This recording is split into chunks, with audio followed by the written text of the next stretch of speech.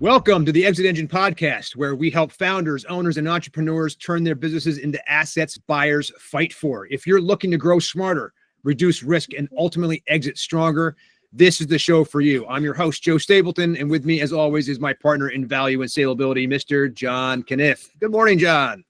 Good morning, Joe. How are you today? I'm doing great, man. You know, John, if there's one thing that we know about exit planning in general and about how to make a high value exit on your own terms one day, it is about purpose and intentionality, right? The even startups, John, need to be thinking about how to design a trajectory for exit. Well, yeah, because if you don't do it from the beginning, you're going to have to do it later. So it's like, well, why not? And it's not, this isn't, rocket science or brain surgery or anything like that. These are things you can do intentionally, as you said earlier, to begin the process of making your business not reliant on you is one of the big ones, right? Setting up systems and processes, building the right team. And there's about 10 or 12 of them that we counsel people on to say, you really need to do this. You're going to have to do it anyway. So might as well just do it from the beginning. That's exactly right. So today we're going to dive in, and we've got our guest is Christie Kaplan. We're going to talk to her in a second, but we're diving into the conversation about the intersection, right, of design, founder psychology, and intentional venture building. Because super cool.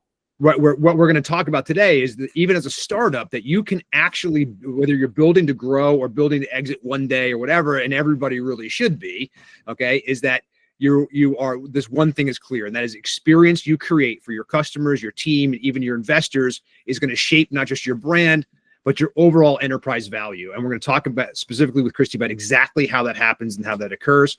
But first, John, let's talk about the new ExitEngine ecosystem. Yes. We just launched what we think is going to be a very valuable and important platform for those of you who care enough about their business and your own futures that you want to learn and grow towards a successful exit. It's everything and everyone you'll need to plan and execute a successful exit on your own terms and timeline. ExitEngine helps founders grow smarter and exit stronger by providing diagnostics, roadmaps, coaching, community, and advisory support that reduce risk, increase value, and make their businesses buyer ready. It's the first exit planning ecosystem in the world, and you can start for free right now. Just go to www.myexitengine.com. So, John, in a world where attention is scarce and execution speed is everything, design isn't just about aesthetics. It's about clarity, empathy, systems thinking, and storytelling. And no one embodies this philosophy more than our guest today. Christie Kaplan is a founder, artist, and venture builder who's putting design at the heart of early stage investing. She's the founder of Blessing Fund, a VC fund currently raising $50 million to back design-led startups in health tech, climate tech, and infrastructure. She's also the force behind Startup Design Partners, a global collective of elite fractional designers helping founders translate vision into scalable, human-centered experiences early and often. Her mission is as clear as it is powerful. Every company should be design-led, because when design is embedded from the start, you don't just get better interfaces, you get better companies.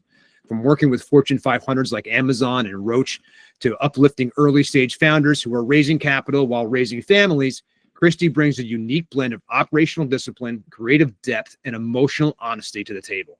She's also an artist whose work explores the raw emotional journey of entrepreneurship because she believes business building is not just strategy, it's soul work. Christie Kaplan, thank you so much for joining us on the ExitEngine Podcast.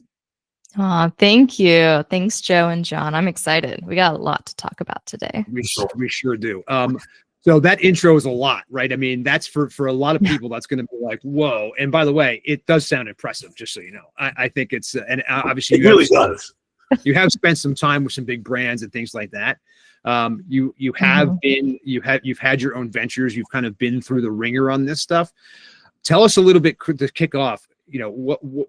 What got you here, right? Tell us the Christie Kaplan story, right? Where does Christie come from, and what's led you here? Yeah, I mean, I started off very early in my career. Actually, at 13, I was actually working with a publisher in New York. Funny, John's out there. And I was, published in their magazine at 13, helping with magazine layouts. That was a while ago. Wow. And I loved everything from not just art, but design. And then I learned along the way a lot about people. And people are essential to how our systems work, to how our relationships work, how money moves. That's it. So along my journey, I did everything from working with pretty big ad agencies, worked with Amazon, flew out to Hershey's headquarters. I just flew out everywhere early in my career. I wasn't even old enough yet to drink. So I would go to happy hours and I'm like, okay, no one knows, but here we are. I couldn't even rent a car. So this is before Uber. So yeah, I had to get creative. And I just kind of got absorbed into how these projects were working, the people, and I got a lot of connections early in my career. But really where it really started to change for me about 12 years into my career, I was building, I had a big moment. I was working at a startup at the time after working with agencies, consultancies, which got me exposure to those big brands, helping them build tech products primarily, everywhere from not just, high, Fortune 100, 500 enterprises, but also well-funded startups. And I was always the go-to girl for startups. They're like, okay, we have a startup project coming in. We're putting Christie on it. I was always that person. I was like, yep, I love the informality. I love the, getting your hands dirty, just figuring it out. Right. So I was that person in incubator world, I'd call it. And yeah, from there, I was working at a startup. I literally left the giant consultancy life for a really powerful startup out in California. When I say powerful, everyone thinks like, oh, the amount of money they raised, or it was powerful in the terms of the impact they were making. They were focused on Alzheimer's and dementia. We were working with renowned scientists who actually was the founder of the glymphatic system, not the lymphatic system, the glymphatic system. So, I ended up minoring, but have a specialty in health tech for 5 years of my 12-year career.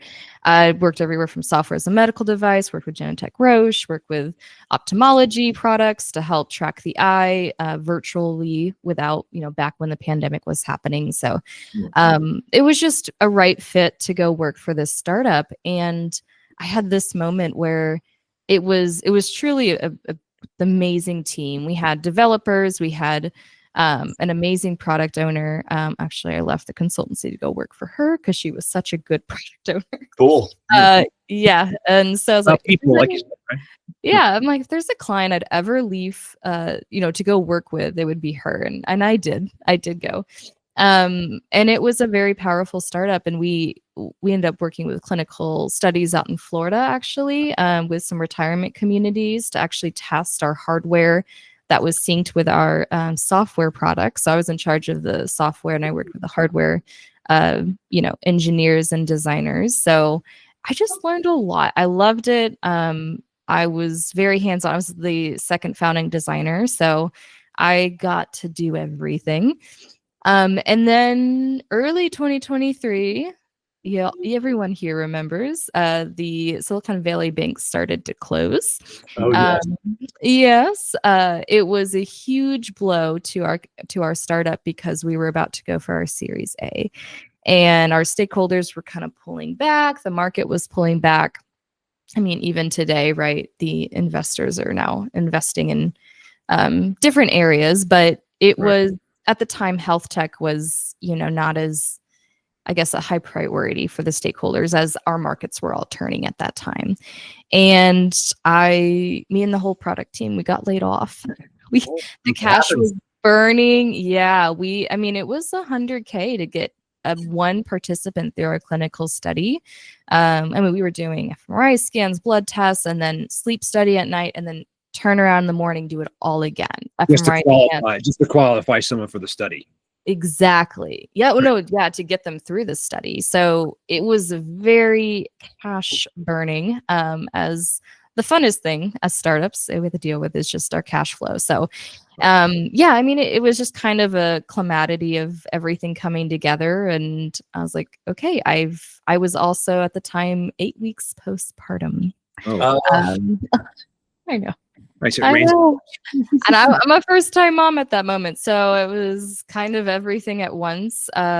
It was already a lot dealing with a newborn. That was my first experience. And then also dealing with a layoff I've never had in my entire career. I was like, okay, I've got to just get through this, do something. And I think along that journey, I came to the realization that I was like, I just worked with an amazing mission-led startup. Like it was very hard to find another one like that at the time because the market was really starting to turn.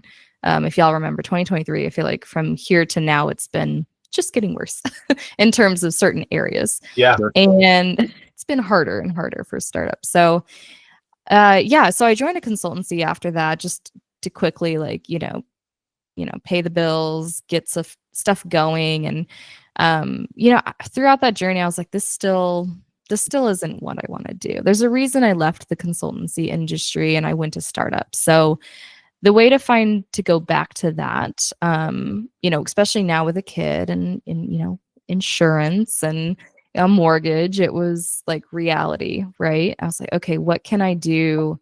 And still be a part of the startup world because it's been my whole career. So from there, I one morning woke up and formed an LLC called Startup Design Partners, and here we are. So, right, exactly. Wow. So you hung out your own shingle and said, I'm just going to do this myself, and I'm not going to wait for someone else to offer me the thing that I want. I'm going to go out and get it, and you start it from scratch, and here you are, right? That's amazing. So talk to us a little bit about your approach to all of this, because again, I think the first thing that people I think hear is that they hear the design standpoint and they start thinking immediately about design, brand stuff. They know that we look at your resume, obviously you've been doing, you were designing interfaces, you were doing that, you were involved in that connection between software and people, right? In terms of their interface and things like that. But talk to us a little bit about what you're doing, what your company does now, and how you focus, and what is your real approach to this entire thing?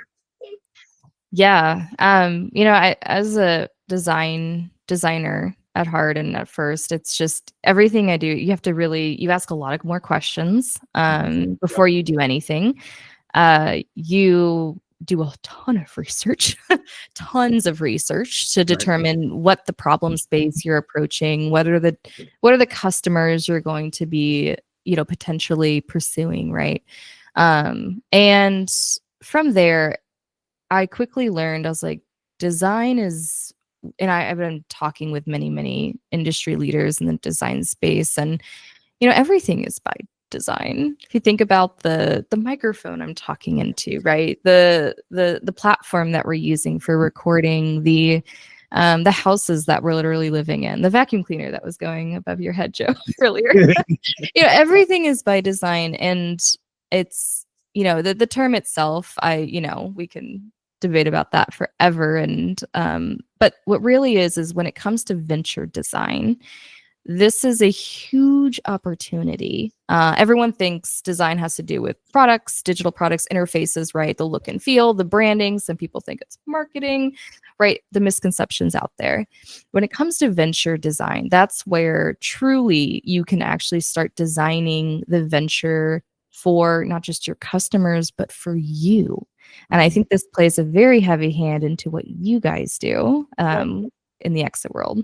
Yes. Yeah, talk about that a little bit, Christie. Like how, because to your point, like I've always dealt with designer, or early in my career, we would bring in a designer to design a product or an interface or something along the lines. It was design was secondary to the business objective, but what you're doing is design. The whole venture is revolves around design, and you're designing either your career or the job to fit your needs or the user's needs. Just talk about that a little bit, how that sort of fundamental thinking has either changed or evolved to be so central to what you're doing. Yeah. I mean, it goes really hand in hand with entrepreneurs and founders, right? They're actually getting into this because they want to design their life better. So with that, we design the ventures, right? We make sure that it comes to the business model, right? Like, is this even the business model? Like, yes, advisors might have told you do this because it scales to this, but it's like, but is it actually going to meet the end needs for you as a business, but also your customers? Is it actually what is required and actually needed? So we're actually in the process of redesigning business models. And I actually did that for Startup Design Partners. Again, I lived the agency life and I lived it, and I saw the pressure, oh my gosh, the pressure from the business side. I mean, just staffing and chasing clients, but then you have a full burn rate of talent you have to pay because they're W-2s. Like, it doesn't make sense. And that's just how they run. And that's just, it roots back to, the ad life, but yeah. And specifically about like business model, either design or redesign, like tell us how, because I can imagine that discussion with a founder is difficult when the person maybe who's funded the company or one of her founders is against it, and you're trying to come in and you're redesigning the business model of how the company started, or maybe even why that person joined the company. So how does that work? And, resolving sort of the conflicts of that would be, I think, an interesting story. Yeah. I mean, that's one of the best things about designers is they are truly human. They're giant people solvers. So anytime there's conflicts, anytime there's, a room full of stakeholders, I've facilitated them arguing and yelling at each other. And I love it because it's like, I can help facilitate a consensus, and that is the power of what design is. You're designing a process to get them to a consensus. So whether it's two co-founders fighting, which yes happens, whether it's disagreement with, well, I'm assuming this has always been done this way, but it's the questioning. It's like, well, it's not working for you, and it's definitely not working for your customers. Like, there's an opportunity here inside of your startup to start innovating of what you can do. So it's really just trust in the process, which you don't really understand until you go through it. And then you're like, this is where it all comes to a point. It sounds like, though, there's a lot of, we are teaching people further on most of the time, right? Yes. They've now reached the people that you're working with pretend they've now reached $2 to $5 million in top line revenue, right? This is where they need ExitEngine, because this is where what most of these people have not done, what Christie basically has evangelized doing earlier on, right? Which is to examine the business, understand the underpinnings, understand what are the things that you just brought up a great phrase, which we use all the time, which is to say that you have been in business for however long you've been doing it, and you've just always done it this way. You have process that isn't written down, that just happens because Helen in accounting started it, and that's how we do it. And right, there's never been any more thought to it. All things that happen in the business at this point are often not intentional. They just are, right? And what we're trying to tell people at this stage in particular is this is the time when especially if you haven't done it yet, this is the time where you actually have to stop, stand back, and fix these issues underneath the waterline. Because when you go to scale next, all you're going to do is scale the problems as well as the good stuff, right? And so that's going to actually make it worse and harder for you as you move forward. So I love the fact that you talk about this, and that you really are, when you're looking at a business model, you might be 2 or 3 years into a startup, right? When you do that, what's the general kind of time frame? How do you generally kind of get engaged with people? What stages are you kind of coming in at, even though it's, again, a startup can still be 5 years old, right? Yeah. So again, as a research, as design is mostly research, I interviewed over 100 founders, I would believe. And I came up with 3 personas, and above those 3 personas, there was commonality across all the different pain points. They were everywhere from about to sell. They were all the way from the very, very beginning. And I noticed there's this journey, right? We all see those, the valley of death. Like, everyone's seen that, right? The journey of a founder. Yep. and startup life. And I've identified really four, fourth is the exit, but really three primary stages that a startup goes through. And really a founder, right? They're going through this because they have to lead this giant entity that they have built. So really the first one is called the honeymoon phase. Hello, there's a little person on your screen. So yeah, the first phase is the honeymoon phase, right? They're excited. You might be starting to corral a team. You're like, okay, this is the vision. This is what we're doing. And there's a very clear reason why it's called the honeymoon phase, right? It's the fun. There's no strings attached yet, right?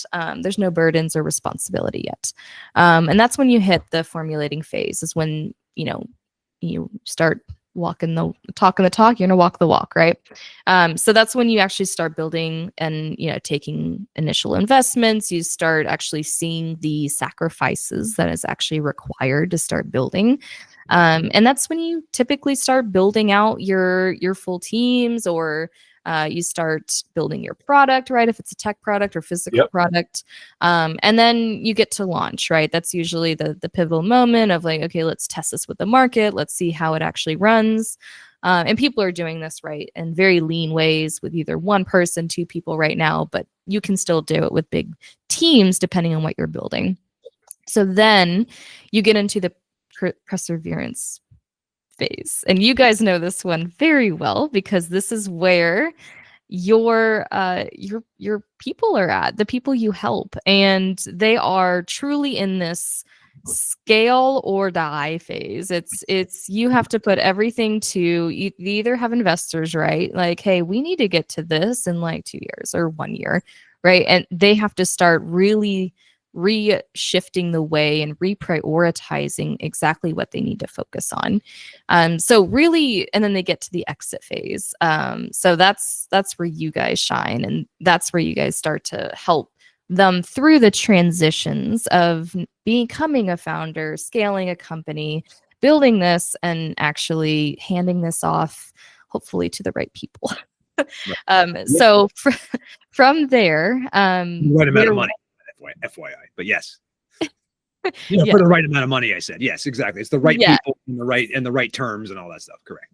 Right. So where we help is truly in the beginning. After the honeymoon phase, I don't take many founders seriously if they're in the honeymoon phase, because your vision's going to shift. You're not yet committed. You haven't been burned, let's say, a little bit. Right. You don't know what you don't know yet, right? You don't know yet. This whole thing of going through being a founder and having to try stuff and put it out there. And you talked about the perseverance. The perseverance is one. I mean, if you persevere 5+ years and you get to 5 million, in revenue and the whole thing, you've already won. Okay. Well, it's like the perseverance. It's like when a boxer gets into a boxing ring, and everyone has a plan until they get hit in the face. Right. And I think of the perseverance phase, to, just to bring it to my terms, is when you get hit in the face for the first time. And it's like, okay, now I have to pivot. I have to change. I have to deal with the adversity that was not there in the honeymoon phase. Yeah. The honeymoon and formulating phase is honestly it's truly like childhood. You're right. It's the golden years. And then you hit launch, and then it's like, wow, adult life is here. Yeah. So we have to pivot. We have to change. We have to adapt, and we have to go. We have to figure out what we have and where we need to change it, so that we actually have what we have is what the users and our customers want. And that difference, that shift, can be drastic. Yeah. And that's all what design does. Like from the very beginning is determining the PMF in your ICP. Like that is everything of what design is, and intentionally designing for them. I know what ICP is. I have to confess, I should know what PMF is, but I don't know. PMF, product market fit, and ICP is your ideal customer profile. Yes. Thank you. Yes. Thank you for clarifying that. Yeah, no worries. Yeah, we can't throw acronyms out there. You never know who's listening. We got to explain what we're talking about. Appreciate it. But product market fit is an excellent thing to talk about for a second, because it is we talk about pivoting, right? And sometimes pivots are big. We've made many pivots while we've been doing this, right? And again, they're not necessarily 180 degrees, right? There's various, shifts and things like that go on. But so much of it at the beginning of being a startup is listening, right? As opposed to, right? And so many founders want to do. And the reality is that they may have the worst thing that we think that founders can do at the beginning. The whole thing is lock them into one way of thinking about this, because they will come and not be open to, again, you're going to find a lot of people as you go through, especially when you get into the financing part and you start to meet with potential investors, they all have their own ideas. Yeah. Right. And one of the things that I think was about what you are so good at doing is that you are working with the founder. Okay. You're not hired by the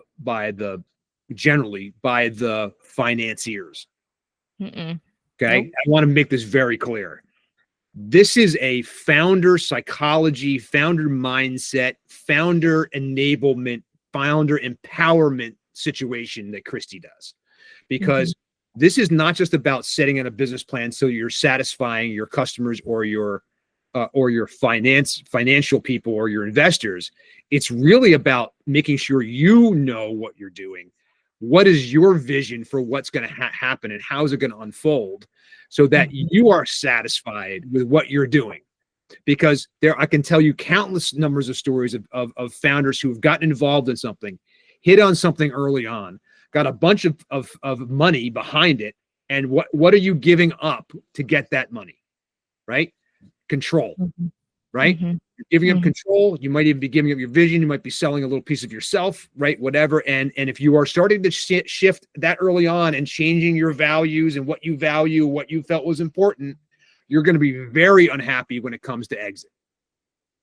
Right? And I know that seems like exit seems like it's so far away, right? But the reality is that if you don't start being intentional about who you are, what you want, and aligning yourself with your mission, right? Then you've got no hope of getting to a place where you're going to sell anything or do anything on your own terms one day. It's all going to be based on what other people say and what other people feedback. Has that been your experience?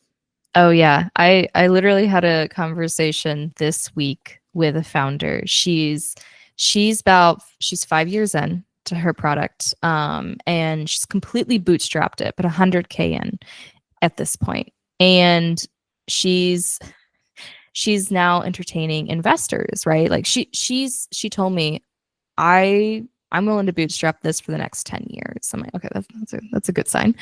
Green flag.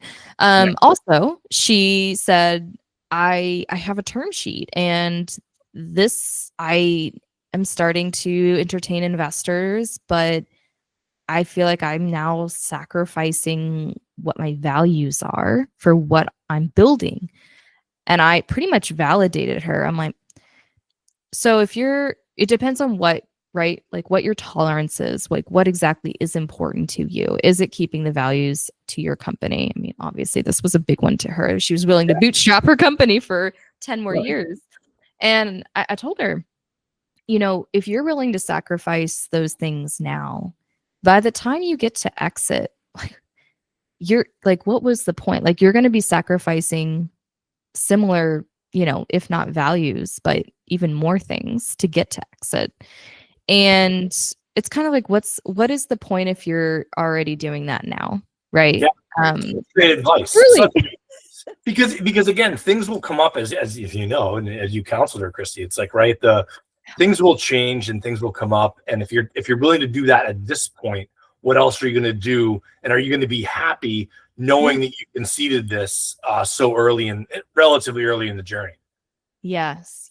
And I've talked to many founders who've exited multiple times, and they all have some regrets by the way they exited. And again, it's by design. It's like, well, what along that journey they could have been more intentional about, right? Like there's opportunities there to, and I mean, you go into foundership, right? Because it's not a nice to have. It's like, it's a must have, right? You can't go back.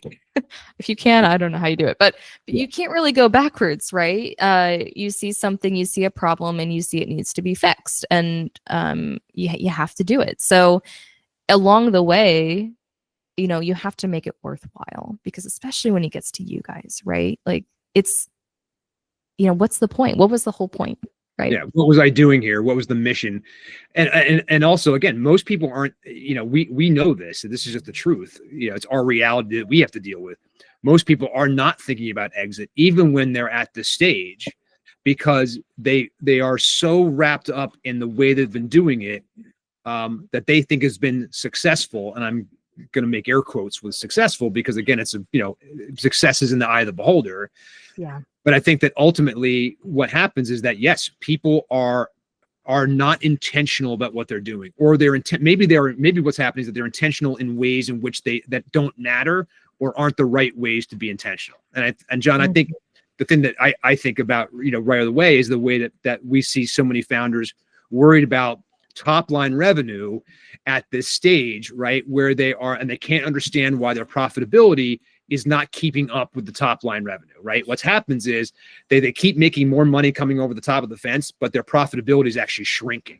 Well, right? yeah. And we talked to somebody recently, and it escapes me who it was, but they had a great point. It's like when you scale everything, right? So you can scale revenue, which is wonderful. And scaling revenue is great. But when you scale all the crap and all the shit that you've not fixed, and the processes that are bad, and the people, and you're hiring more people, and you're scaling that too, like that's a bad outcome. Because again, revenue is great, but when profitability suffers just because of at the expense of revenue, it's not a good thing long term. Because again, when people invest and they see those numbers in the P&L, like, great, your revenue's up, but you're scaling everything bad too. So you really have to scale intentionally and design the company so that you're getting the right customers, right? You're designing the product and refining the product so that it's getting the right customers at the right time, and fixing processes and fixing things as you go along. Yeah. And you're designing it for you as the founder, right? Again, it has to work. Like how are you, paying your bills, right? Like, are you taking any income? What does that look like? Or what is your next, when you exit, like, what are you going to do with that money? Like, what is your plan? What are you intentionally going to invest that back into a new company? Like, what does that look like for the founder? Because it's important. It's so important. Yeah. And let me ask you a question about that specifically. Is about like, so what have you seen recently or lately in the last, couple of years about the design that a person thinks about the design of the company and what it fits to their needs? Because I think back when I was younger and we started the company, it was like, make money, right? It was like, make money, move along, sell this company and make money, and then go on to our next thing. So what are entrepreneurs in your sort of, when you're dealing with it, what are they designing their businesses for, so that they can do better, or so that they can do instead of what they were doing in the past? Hopefully that question makes sense. Yeah, no, it definitely does. I'm seeing a huge shift from let's just make money. I mean, that's a huge part of it, right? We need money to survive and to build this abundant life that we're all trying to build here. But more so, I'm seeing a huge shift. And the more and more founders I talk to, they're focused on values. They're focused on not just, is what I'm building needed, but am I building it in a way that's actually part of my values as the founder, right? Like there has to be that internal alignment. Yep. And I'm seeing that more and more. And I see that as a good thing, because if you're that invested, if your values are aligned with the company that you're building, you're going to go the distance, right? Rather than just, it's making money, and then the minute it's not making money, you're like, okay, shut it down. Like there's a detachment there that's happening. And I think there's so many things that are unexpected that happen along the way, right? That you can't necessarily plan for. And when you're a startup, there are so many things that can affect how you move forward, right? We're so obviously lots of people we get into these modes too, where you get into like, okay, this is about we gotta do this, we gotta make sure this happens. We're right, we're running around like crazy, right? Oh, we got this new business, we gotta get this stuff, we gotta make sure this gets over the fence. Do we invoice those people? Like the idea of trying to like run a situation where it is always just in time, it is always firefighting. right? You're always in constant fight or flight mode, right? This is where burnout happens. And that's why it happens, right? Because you spend so much time worried about, like what John was saying, like, if we don't make this money. Now, look, to be clear, we understand the money thing. Like, it has to happen, right? Otherwise, you don't have a business. That is the definition of what a business is. So it's one thing. Otherwise, what you have is a vocation and maybe a hobby or something like that, right? What we're trying to counsel and what you're trying to counsel people to do is to say, hey, look, let's design this business to be not only a good business, but to be a business that fits into your life as a person, and not just your life now, but as your life changes and grows and whatever, you should be looking at the business and looking at yourself, and kind of re-examining that stuff as you go along, which is exactly right what we're teaching people to do.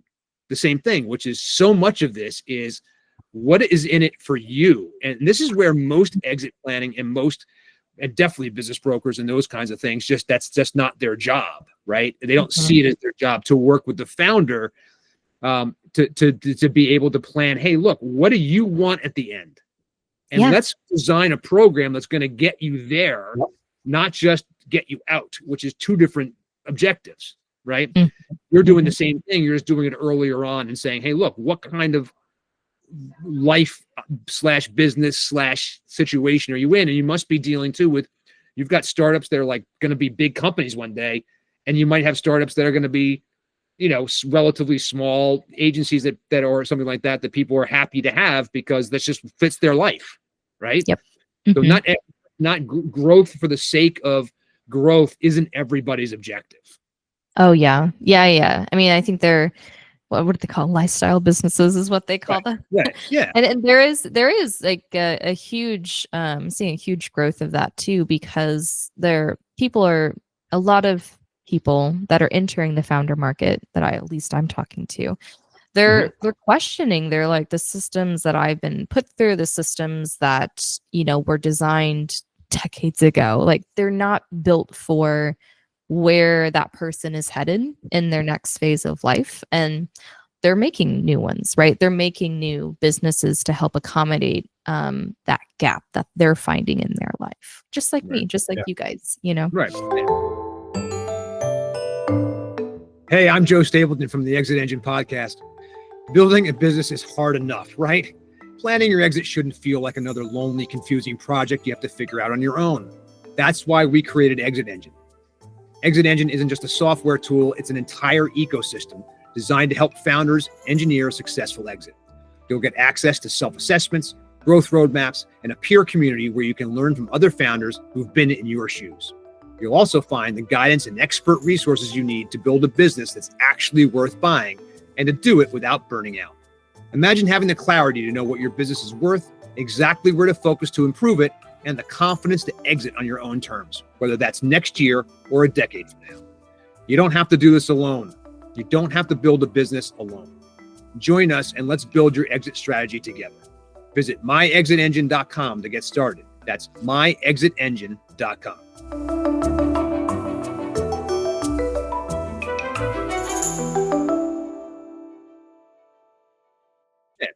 That's it. I mean, and any business is finding some kind of hole, right, in a marketplace somewhere that you're going to, they use the word exploit, which is not a good word, but, take advantage of to say, hey, look, I can fill this hole, right? I can fill this gap in the market with a thing that I can do, or an idea I have, or a new way of doing it, or right, or that kind of thing. That's generally the stuff. What is the, sorry, John, you want to say that?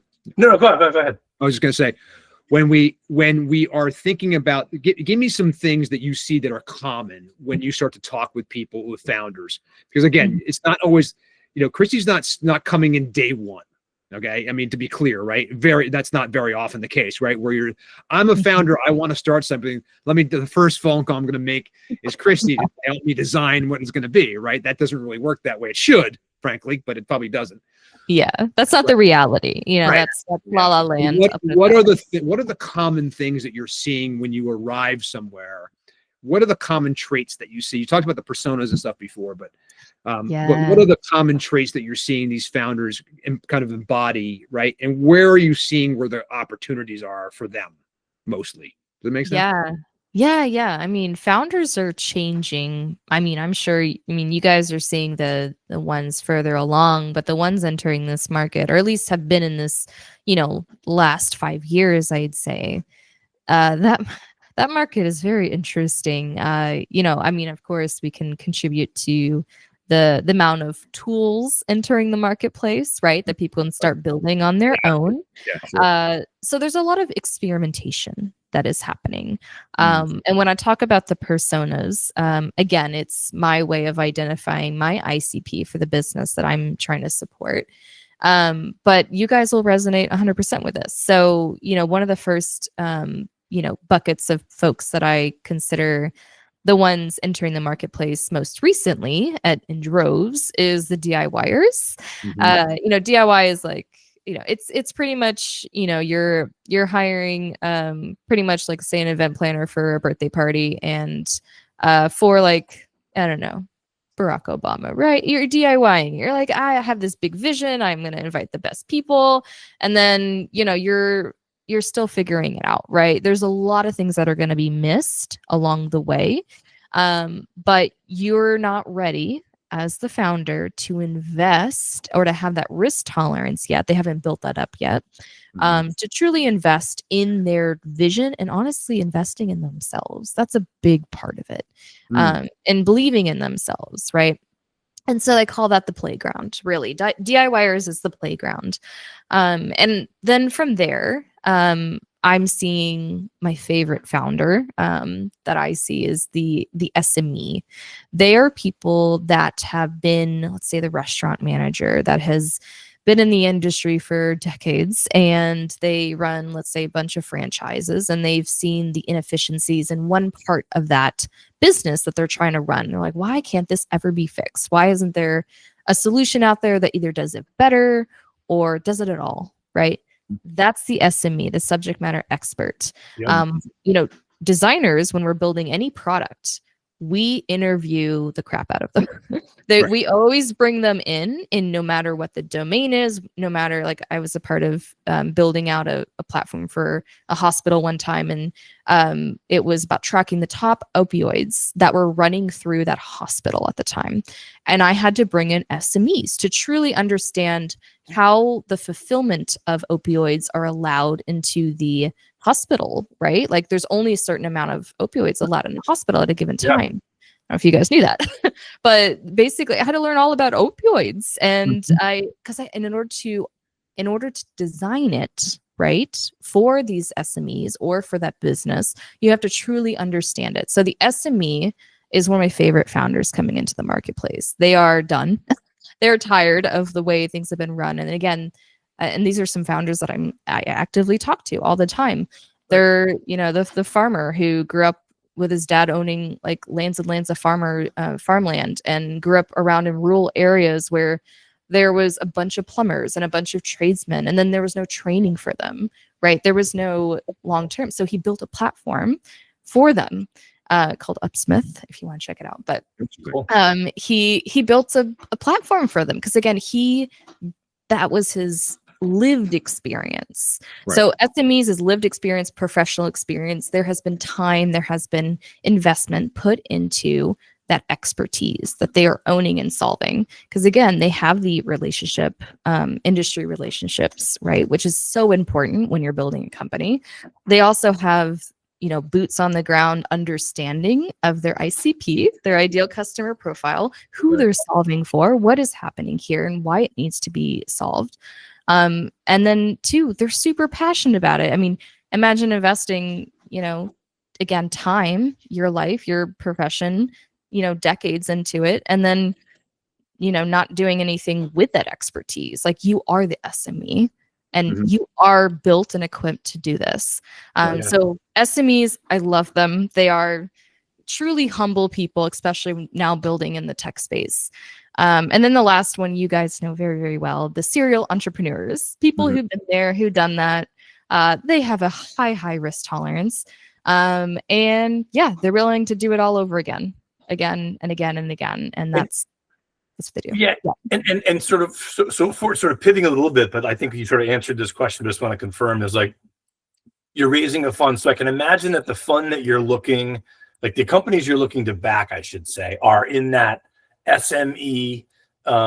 You're looking for SME founders and you're looking for serial entrepreneurs. So talk about the differences between the two of those, because SMEs, serial entrepreneurs are easy to, it's not easy to back, but it's probably a little bit more easy to back them because they've done it before. And the SME has that domain expertise, but maybe she's never been the CEO, or maybe she's never done this before. So talk a little bit about the differences between those two groups of people for investors.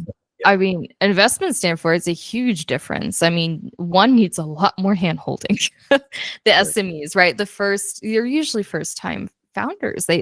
But they are extremely passionate about what they're solving, and they know exactly the system that they're solving for. And they're the ones who, from an investment standpoint, they need a lot more hand-holding. And that's why like a venture studio might be a better place for them, right? Than more of an off hands approach, which could be the serial entrepreneur, right? You can, for maybe more investment for their portfolio, depending on what, you want to do there. Again, it's all temperamental on the venture fund and what their risk levels are. But yeah, there's a huge difference. I mean, serial entrepreneurs, they've failed many times before they succeeded, right? We all know this. But you only hear about the successes, right? And it's exciting to see serial entrepreneurs entering this space, and they're kind of having an identity crisis a little bit, because you build and then you sell, and then you build and build again, right? That's just what they're built for. And they're becoming into a place where they're like, what do I build next? Like that becomes a big question. And usually it's something I'm seeing is they're asking this question before they even exit, which is a sign they're going to exit. They're like, my foot's out the door. And this, just one little point about that. The serial entrepreneurs that we've dealt with and we've seen, it seems to us that, or I'll say it seems to me that they know their faults and they know their weaknesses better than the SMEs know them, because to your point, they've failed and they know that they need a Joe, as an example, or a John that complements their skill set, or someone else that they need to bring in when they do these entrepreneurial ventures, because they know what they don't know. And sometimes that's more important than what they do know. Yeah. And also their networks are already full. Like they already have people they can reach out to, whether it's advisors, whether it's friends, right, that are in entrepreneurship, investors, right? They already have that network. And that is, again, it helps with acceleration as well. So it's a really good area to invest in.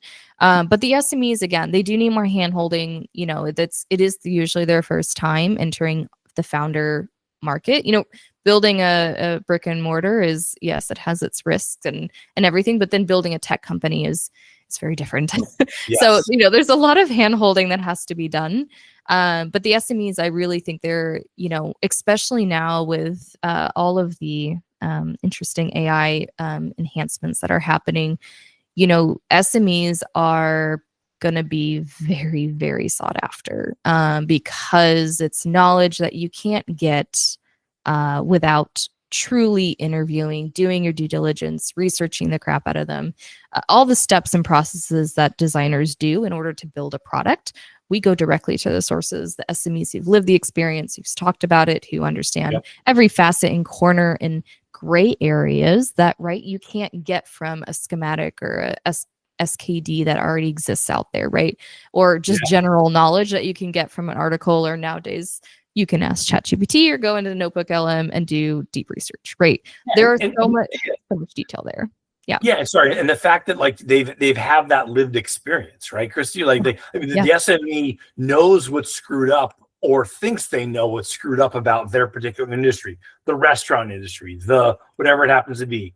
They're designing a ghost kitchen, or they're doing something sort of very innovative, or their thought process is very innovative in the restaurant business or in the real estate business or whatever it happens to be, and they just need guidance, maybe some fractional help. And they need a little more hand-holding from their financial backers to bring in people to help them. So yeah. And I mean anyone investing, I mean, you look for domain expertise. Exactly. You do. I mean, that's why there's so many founders right now searching for capital. It's because they're the machine learning, data scientists coming into the market. They're the engineers building something. Yes, you can build something. Every single day, Christie, right? There's a product guy who thinks he's got a company. Yeah. And what he actually has is a product. Okay. He doesn't yet have a company. He has a single product, and they come, we got this great thing and we want to do it. And our first question is always, great. First of all, how many users do you have? Is the first question. And so that answer to that question is, right, whatever the answer is to that, normally it's relatively low. What's the next question you have to ask is, how many followers do you have on social media? How many people are following you around as you're talking about this? Because that's the next place I'm looking for, right? I'm looking for heat, right? Yeah. I'm looking for where is this person getting, right? Starting to look at market and addressable market, and how is it, and there's any social proof around what they're doing and how they're building and stuff like that, right? Which is a big thing. But once you get past those two questions, it really becomes a matter of what are you doing, right? What is it you're doing? Why does it have to be done right now? And why are you the right person to be doing it? Yes, that's exactly the way I vet founders today. I go through, make sure that they actually have a legitimate like social standing. They actually have domain expertise, right? Going through, and I actually just hired a sales associate on the boots on the ground in California, in Silicon Valley, to get even more conversations with founders. And I went through as a good designer, I document everything. Y'all would be so happy. Y'all would be so happy as someone, people trying to sell companies. But documentation is so important. But I pretty much went through the entire vetting process with her. And it's exactly very similar to that. And once I do the due diligence on my end, or her end, right, then we get a discovery call. And in that discovery call, we're not talking about the product.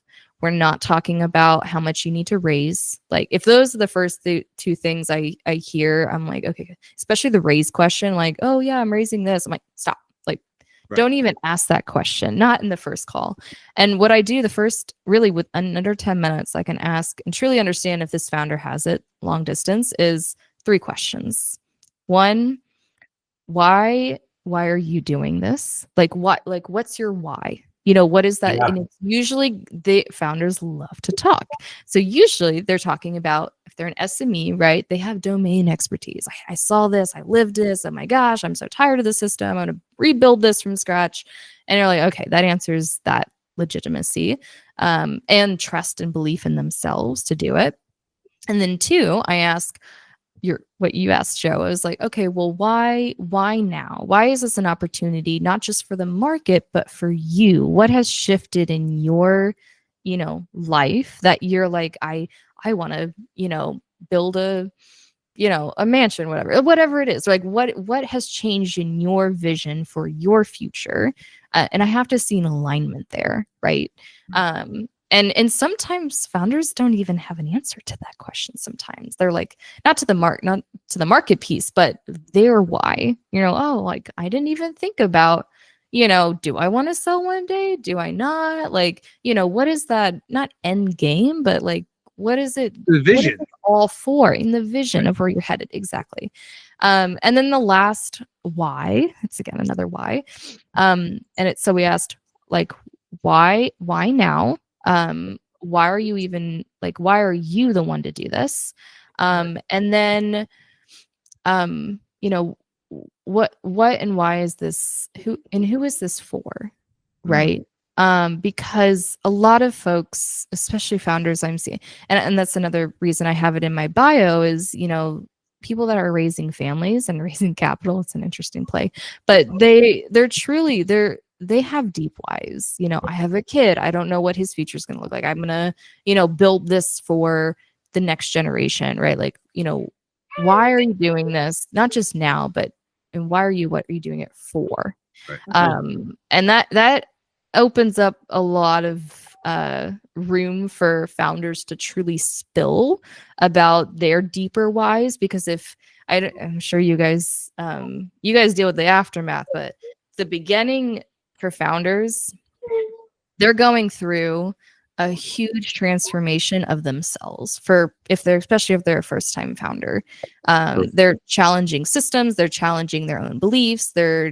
Hopefully they've gone through lots of therapy, closing out lots of trauma from their past, whatever it is, right? There's a lot of deep work they have to do to get to this place in order to build and think abundantly for what they're building, right? I mean, this is so much risk. Otherwise you wouldn't do this, right? Well, and it's so funny because it's like, we talk about limiting beliefs, right? Because a lot of this is the person has put limiting beliefs on what they believe they can do, right?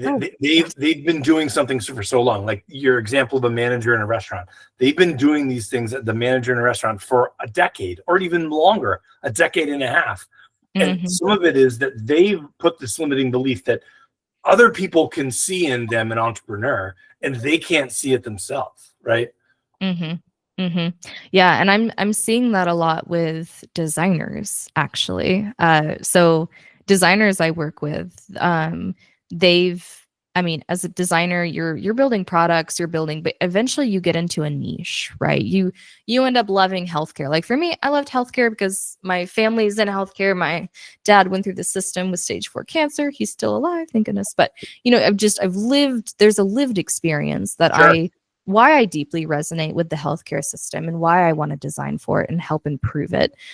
Because I've been on the other end of, either failed systems or ways that, you're like, why is it done this way? And so you start to question, and that's really where it starts, right? Questioning the whys of even why is this designed the way it is? And then that's the opportunity to turn around and start redesigning it. And that's where I come in. So it sounds so familiar because this is exactly where we're doing it. We always say it's like we're not here to give you, we'll figure out the answers with you, right? But what we're really here to do is to get you to ask yourself the questions, because without those questions, you've got no place to start, right? It's like you're saying to them, "Why are you doing this?" And they go, "Huh, I don't know. I never really thought about it. I just had this idea." And some people like, me and John are those kinds of people, right? Where you see a thing and we just go, "Well, I'm just going to do this now." That's to answer the question about the why for us, you didn't ask. When we were at another firm and we were doing a slightly different things, right? We just noticed all these problems. Joe got down the line with a couple of companies to sell, and he experienced these problems, and we were commiserating about it. And it's like talking one time, it's like, I've had the same problems. Like, wait a second. Like, we've both did not get paid for a deal because it didn't close, because the underlying company was so screwed up that when the buyers asked these relatively simple questions, right? It wasn't rocket surgery or brain, whatever that is. It wasn't brain surgery. It was very simple financial metrics of like, wait, you don't have the right costs for your right product. And this is my case. It's like someone was ready to buy this huge business. They had 3 products and the cost accounting was all wrong. Well, if the cost accounting is all wrong, then how can then what is the profitability? Right? Do you have 2 commodity products and 1 proprietary product that's truly different? Or do you really have 3 commodity products and you have to assign the costs correctly? And it turned out it was the latter. It's like, okay, well, the buyer walked away because it's like, I was going to sell those commodity products and focus on the one and invest in the one. Well, those are fundamental things. So we noticed that there was a niche of helping companies way before they want to sell, helping design the systems and tools and design the company around not selling next week, next month, or next year, selling in 3 years, selling in 2.5 years, whatever it happens to be. There's work you need to do to fix your company so that it is saleable. Yeah. And being able to start that stuff early on the process or whatever. And again, there's a crossover with what we do, right, Christie? Because again, where is a startup not a startup anymore? I don't really know what the answer to that, especially nowadays. Right. Yeah. I don't know. We've been in business for a couple of years. Are we still a startup? Technically, maybe we are. And I think that's okay. I don't think it really matters. But I think the question is just, it's less about what's a startup and more about where the founder is and where their mindset is and where they are in their journey, right? And you talk about there are milestones in here. There's I built the product, I got revenue, started to get revenue in. Those are happy days, right? Those are the things where, hey, look, I've done this, I can see that this works. And once you start to see that proof of concept work, now it starts to become about making a business out of that, which is different than just having a product. As John mentioned before, it's like we used to see this stuff all the time. People, especially in the IT world, because and by the way, we're seeing it a lot right now with AI, because they've got an AI thing. I did a thing, it's AI. And you're like, great, what does your thing do? And where does it relate to the thousands of other AI things that are out there right now? And how do you disambiguate yours from everybody else's, right? And it's not even a product, right? In the case of AI, like we have, and we've encountered this, like it's not even, you're not a company, you're a product. And then with AI, we've actually seen a couple things where you're not even a product, right? You've got a thing and you've got some type of thought process. I don't know what it is, framework, whatever it happens to be, of how you think AI is going to impact things. Like, great. Make it a product, make it something that someone can purchase, and then you have a product, and then you can form a company. But like AI is one of those just crazy things of there's not even products that people have, and they're able to either get investment or sell it for crazy amounts of money. Yeah, the AI wrapper is years ago, Christie. It was, if you saw this or not, but it's basically it was e-commerce, right? Like e-commerce businesses. Okay, so before the AI boom, it was, can you show me high volume e-commerce businesses were really popular in the whole thing, and they were going because they were, and again, not from private equity firms, but from individual buyers looking to buy things that were already going, and they were relatively, easy to get into, and they were highly profitable because it was all just, and I'm not talking about drop shipping things, but more, slightly larger e-commerce plays. But the notion is the same. When all these people were starting, what did they actually build in that situation? A process, okay, that basically moved product from one place to another. Okay. That was what the business was. It's not, right, as John keeps saying, this isn't rocket science. This is just a very basic situation of, you said, transferring money and product and exchanging it, from one place to another. AI, right, is coming along, right? And now AI is the darling of the ball right now, and everybody wants to go find the next AI unicorn, which is why they're not investing in other stuff. Sometimes means they're not investing at all right now, which is another problem. I know. But the idea is still that, again, it's still about you, where we intersect, and I think where we are really aligned here is that the mission for everybody, and this is the big lesson. If you take away one thing today from this podcast, know this, that in order to build a company the way that you want to build a company, it must be intentional. Okay. Yes, at the beginning, you're going to luck out. At the beginning, you're going to keep your eyes open and go, oh, wasn't that lucky that I met that person? And now I'm going to kind of twist this way. That's all part of the journey. Yeah. Right. But at some point, you need to be intentional about what you're doing and where you're headed. Okay. Yeah. And I think that's the real learning here. And what you do, and what's so great about what you do, and I think also about what we do too, is that we are very founder focused. Right. Because what you see is there's no business, there's no company without this person. Right? This person early on is the driving force behind everything for years. And up until that $2 to $5 million revenue thing, at least, the business is all about them. But in the last few minutes that we have with you, talk a little bit about that transition, because the whole goal of what you're doing is to say, this is where you are now, but you need to be able to design yourself to where is this going to go? Right? Yeah. And how do you prepare yourself for the change? Because it turns out that owning a business is just constant change. And if you're good at it, it's constant growth on your part. Yeah. But it's hard to do that without an intentional plan. Yeah. Yeah. I mean, that's kind of you have to plan, but then you can't be married to that plan. You have to be able to be flexible. Right. Yeah. And you want to be able to grow, but you also need to, prioritize what you need to invest back in order to grow in certain areas. And then people are also starting to,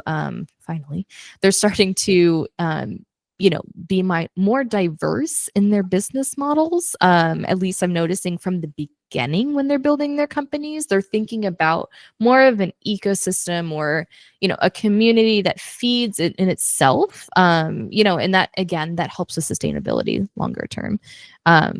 So yeah, and back to what was your question one more time, Joe? No, just a question about the founder being prepared for the transition and the change that's going to come as you go through this, right? Because you're working with them at the, again, it's one thing to sit down at the beginning and say, this is where I am now. Yeah, to take the feedback, right? To take the feedback from all the research you're doing, to take the feedback that an entrepreneur is like, this is what your customers are saying, and being able to actually make those changes to the business so that it reflects what the users actually really want. Yeah. And this is what designers are trained to do professionally. Is everyone's like, oh, you design something like wonderful and beautiful and finite, right? But really, designers are trained to never get married to what they're designing and what they're building, because it's a live organism. The way you should treat a business. That has to be hard, though. That has to be so hard for a designer. Oh, it's hard, but if you go back to the why, and again, it's listening to the people you're designing for. And as a designer, right, building for these top companies for years and years and years, you have many complicated people that are all giving many I was one of those people giving terrible feedback to designers. So designers terrible feedback. Oh, it's terrible uneducated. Again, this is me. Terrible, uneducated, uninformed feedback about what I thought was right, and I was dead wrong about it. And these designers, I can picture the face of one of them presenting to me, and just, she was exactly right. I was completely wrong, and that she was able to convince me and convince us of how wrong we were was a testament to her ability and education and experience. So yeah, I respect designers so much. Yeah, and that's why it's like designers have that innate ability to have that constant friction, right? With any stakeholder, with any customer, whoever they're testing with, whoever they're needing information from, right? Like, they absorb so much, and in order to take all of that feedback, right, and funnel it into consensus, and then actually bring an output that makes sense and has alignment, like, that's truly the power of good design.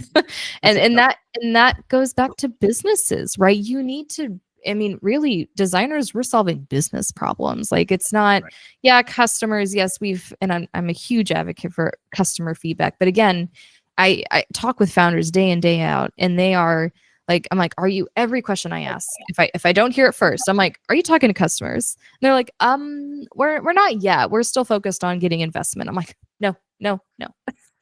Back up, rewind. You need to talk to your customers, and they're going to give you awful feedback, right? They're going to give you great feedback.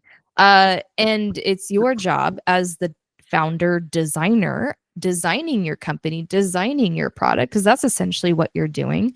You need to be able to take that information, listen to it, and map it back to, one, the reasons why you're building this, and two, the pillars of actually how it needs to all feed back into your your main pillars that should be designed intentionally. They're your foundation, and it's supposed to be all going back into that foundation piece, which is going to take you the long way to exit, right?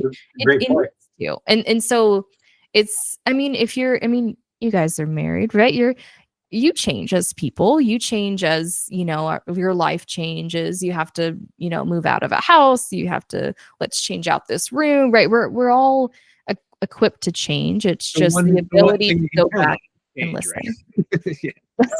I always said the one thing you can count on in life is change. Change. Oh, we're going through the biggest transformation right now in our entire, I think, existence. But it's terrifying, right, to change, because if you change, you don't know what the result of that change is going to be. No one knows, right? Like, whether it's a product, whether it's a company, like you have data, right, to help support where it's going, but data is only a piece of the answer, right?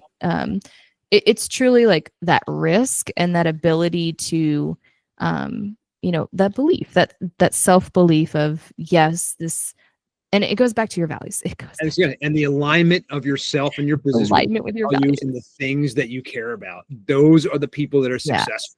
And I know it's hard to look at like Elon Musk and go, well, how is Elon is so incredibly successful, this whole thing? But trust me, whether you like them or not, Elon is aligned with his own values.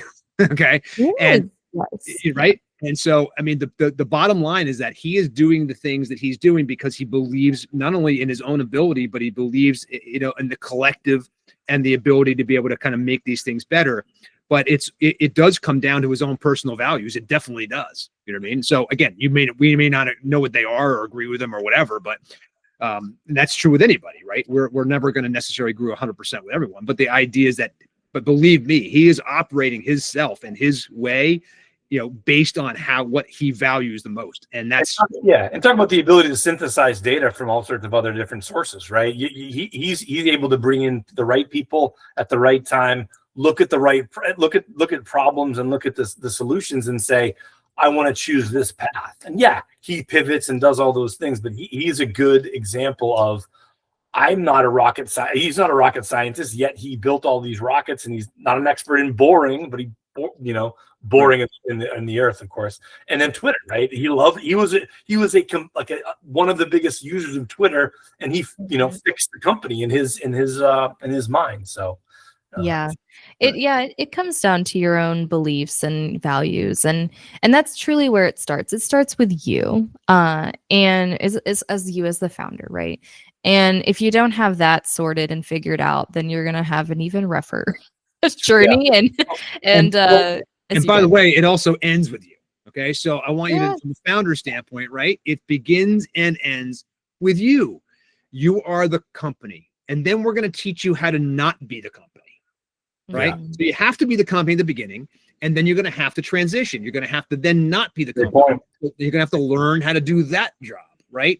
How do I not be the guy who's involved in every single decision? How do I learn how to not be the guy who's like telling everybody what to do or emailing when I'm on vacation every 15 minutes or right? And because you're going to have to make this transition that replaces your, but still maintains the values, right, of the company, still maintains what got it here in its essence. Because again, we say what got you here won't get you there. Right. But the idea is that what you're teaching people early on is if you stay connected to yourself and your values and where you want this thing to be, then you're not going to fail. The only thing that will get in your way are the things that you can't control. Right. Yeah. At the end of the day. Yeah. And Christie, thank you. This has been a great conversation. Thank you so much for giving us a great deal of time. What's the best way, or where's the best place that people can get in touch with you when they need you, because they're going to need you, and when they need to get in touch with you about how you can help them? Yeah, absolutely. LinkedIn is definitely my world. Optimize that. I also you can, if you're curious about what it's like to design ventures from near the ground zero stage, definitely check out the website that I vibe coded, by the way, at startupdesignpartners.com. And it's I'm also, as you guys mentioned in the very beginning, I'm building a design-led fund and called the Blessing Fund, which, fun fact about, since the designers I have in my community and who we help all these startups and founders with, I call them unicorn designers, because surely they can do everything from front-end code to managing stakeholder problems to building products. They're amazing. And I recently learned that a herd of unicorns is called a blessing. So it was only fitting. Know that. I didn't know that either. I know. It was very interesting. So, with that was, also like getting runway to build your vision is also a blessing. So it was very cool. Touching to go with that as again, we talk about vision and values. It's all important. And I'm, to build on that too, is I do a free Substack where I write about my journey as, building a fund, a VC fund live in public. Right. All the cool kids are doing it with startups. So I'm like, haven't done this before, but here we do. Here we go. So, designer turned VC fund operator will be an interesting story one day. Right, but right. it's How about a great website, startupdesignpartners.com. That's great. Yeah. Exactly. Oh yeah. It's for GEO or SEO reasons. But yeah, it's and I designed it, vibe coded it, did all of it. Cool. Very It was cool. hard. It was hard. I had to learn Notion APIs. It's hard stretching yourself, right? It's hard. It's hard to grow in ways in which you're not used to growing and whatever. But that's the beautiful thing about what you're helping people do, in the startup game and the whole thing. Christie Kaplan, thank you so much for being here on the ExitEngine podcast with us. Really, really, really, really great conversation. And we're going to do it again because there's so much more that we can get into. We didn't have time for yet, but hopefully we're going to be able to get a webinar in and do some more specific kind of things with people and everything else coming up, which would be awesome as well. Thank you so much for being here. We really, really appreciate your time. Yeah. Thanks, guys. Yeah. So much more we can dive into separately with, I've got workshops we could dive into. So I'm excited. Thank you guys for your time too and inviting me. I aligned really early on with your guys' vision and founder focus led and the human side to building and exiting a company. And I truly admire the work you guys do. So thank you so again, much. thank you. You're welcome. Thank you so much. Thank you guys. Yep. Hey, John, there's so much here in alignment, but this is why we build this ecosystem, right? Exactly the way that Christie is talking about, because the ExitEngine ecosystem is exactly what Christie is talking about. This ability to be able to have, at your fingertips, as you're going through this stuff, as you're setting your exit trajectory, as you're figuring out and learning about yourself and about as you're making changes, right? As you're making changes, the inevitable changes that your company will need to go through to figure out what it will be is someone like Christie will help you do that. And if she doesn't have that expertise, she can bring in one of her design partners to help you think in a way that's a different and that will get you where so that your why, so that you get closer to your why, you get closer to your answers by pivoting and listening to users and using that design-centered thinking to get you where you want to go. That's exactly right. And remember, this is not about exiting your business tomorrow. This isn't about selling it or getting rid of it, because I know none of you founders are thinking about that right now, but you should be, because what Christie is saying is at the beginning, it's about intentionally designing that pathway. Where is going to go? And by the way, and what we're trying to do at ExitEngine is teach people that they have options. As you build, as you improve, as you raise your total exit value score, as you become more sellable, turns out you just become more healthy and sustainable as a business anyway, and you get more options to do more things. Maybe you want to go acquire somebody, not just be acquired, but buy someone else. Maybe you want to be able to again, selling is one thing. Maybe you want to make sure that the company's healthy enough that you want to put it into an ESOP and sell it to your employees one day. These are options that we're trying to create. And the earlier you start at ExitEngine, and the earlier you meet people like Christie, and the earlier you meet people like our other advisory partners there, the earlier the better off you're going to be in terms of setting your exit trajectory and getting to where you want to get to. And it's all based on you. Where do you want to go? Where do you want to head? Right? Where are you now? Where can I get to? What's possible in the time frame I have? All this you can find by going to myexitengine.com right now. Getting through that initial stuff. You're going to see my ugly face right there, but you're going to listen to the video anyway. You're going to make a phone call. You're going to talk to us. You're going to get a valuation. We're going to take you through this whole thing. We're going to show you what you're missing. Okay. Just do that. There's no obligation. Do that first. See what happens. Okay. We promise you're going to get value just out of the initial calls you have. Okay. I want to thank everybody for listening to the ExitEngine podcast today. Again, my name is Joe Stapleton. My partner in crime over here is John Canniffe. We run a company called Exio Advisors, and we have a new platform called myexitengine.com. You can go there right now and check it out. And we are available whenever you have a question about exit planning or setting your exit trajectory. Remember, exit planning is just growth planning with intent. right? Just like Christie talks about, it's intentional. Mhm. Right? Mhm. Join us. You can reach out. You can subscribe to us on YouTube at Exit Engine Community at YouTube. You can subscribe to this podcast wherever you get podcasts. If you're listening to this anywhere else, please go to Apple or Spotify or to podcast.myexitengine.com and get the whole thing. Download it. You can have it auto downloaded every week. It's really easy. Right? Check us out. If you had a problem, you can email us directly, jo@myexitengine.com or John, JOHN @myexitengine.com. We're available. We actually answer questions all the time. Please share this podcast with a business owner you love. It's really important that you get this to as many people as possible because we are changing the face of what businesses are and can be. You have the ability, as Christie said at the beginning, you have the ability to do this.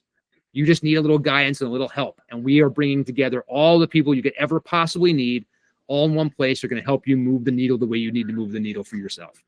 Christie Kaplan, thank you so much for being here. We really appreciate it. Christie's company is called, it's called Startup Design Partners. You can go to startupdesignpartners.com and meet her there. She's on LinkedIn all over the place. You'll see her around hanging out at Exit Engine because that's what she's going to be doing as well. We're going to do a webinar, all kinds of cool stuff with her. So stay tuned for that. Appreciate you listening today. John, as always, thanks so much, man. Thanks for being Yeah. All right. Thank you. Christie, thank you so much. Appreciate you being here. Thank you, guys.